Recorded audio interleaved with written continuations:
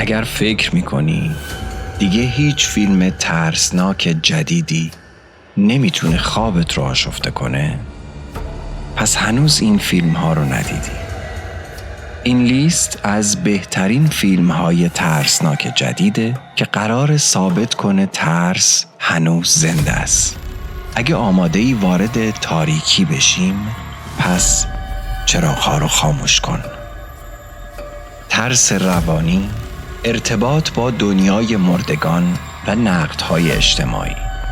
فیلم تاک تو می محصول کشور استرالیاست با کارگردانی دنی و مایکل فیلیپو. یه دست مومیایی شده، یه بازی ممنوعه و نوجوانهایی که فکر می‌کردن میتونن با ارواح شوخی کنن، اما وقتی یکی از اونها قانون رو میشکنه دیگه راه برگشتی نیست.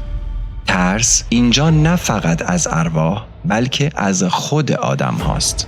این فیلم ترسناک جدید با فضای مدرن و تنش بالا یکی از پدیده‌های ساله و نشون میده که چطور کنجکاوی میتونه به یک فاجعه ختم بشه.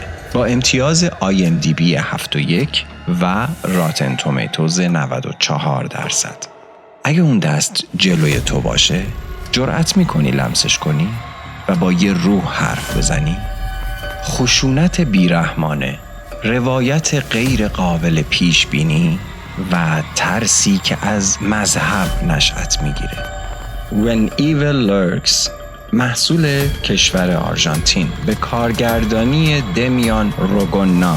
در روستایی دور افتاده دو برادر با مردی مواجه میشن که بدنش توسط شیاطین آلوده شده. تصمیم میگیرن قبل از اینکه شیطان کامل آزاد بشه اون رو از بین ببرن. اما چیزی که شروع میشه فقط یک نبرد با نیروهای تاریکی نیست، بلکه ورود به جهنمه. با امتیاز IMDb 7.3 و راتن تومیتوز 96%. حالا اگر جای یکی از این دو برادر بودی، حاضر می شدی با شیطان روبرو بشی یا فرار کنی؟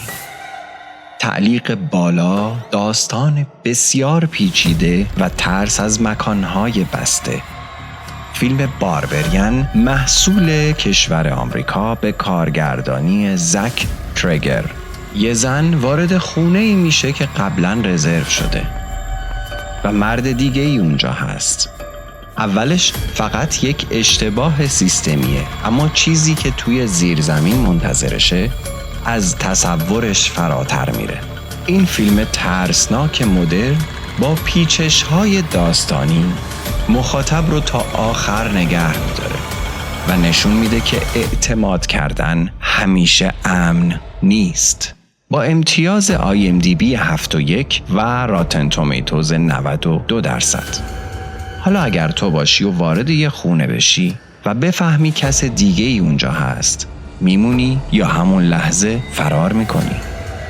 تعقیب، ترس روانی و خشونت خانگی. The Invisible Man محصول کشور آمریکا به کارگردانی لیونل. زنی بعد از مرگ همسرش احساس آزادی میکنه، اما خیلی زود متوجه میشه که کسی داره تعقیبش میکنه، کسی که دیده نمیشه اما همه جا هست. این فیلم ترسناک با بازی عالی و تعلیق بالا یه تجربه روانی واقعیه که نشون میده ترس همیشه قابل دیدن نیست. با امتیاز IMDb 7.1 و راتن تومیتوز 92%. حالا اگه حس کنی کسی نامرئی باشه و داره تعقیبت میکنه، چطور میخوای ثابتش کنی؟ یا اصلا کسی حرفت رو میتونه باور کنه؟ ترس اسطوره‌ای، بدن هراسی و روانشناسی مادرانه. اوسرا The Bone Woman محصول کشور مکزیک به کارگردانی میشل گارزا سرورا. زنی باردار با کابوس‌هایی مواجه میشه که نه فقط ذهنش بلکه بدنش رو هم تحت تأثیر قرار میده. ترسی که از درون رشد میکنه، با فضایی اسطوره‌ای و بدن هراسی ترکیب شده. امتیاز IMDb 6.6 و راتن تومیتوز 97% که محبوب ترین فیلم در این ژانر بین منتقدانه. اگه شب صدای زمزمه بشنوی، جرأت میکنی بری صدا رو دنبال کنی؟ یا اگه رویاها تبدیل به کابوس بشن، تا کجا حاضر میشی پیش بری برای رسیدن بهشون؟ حالا نوبت توه.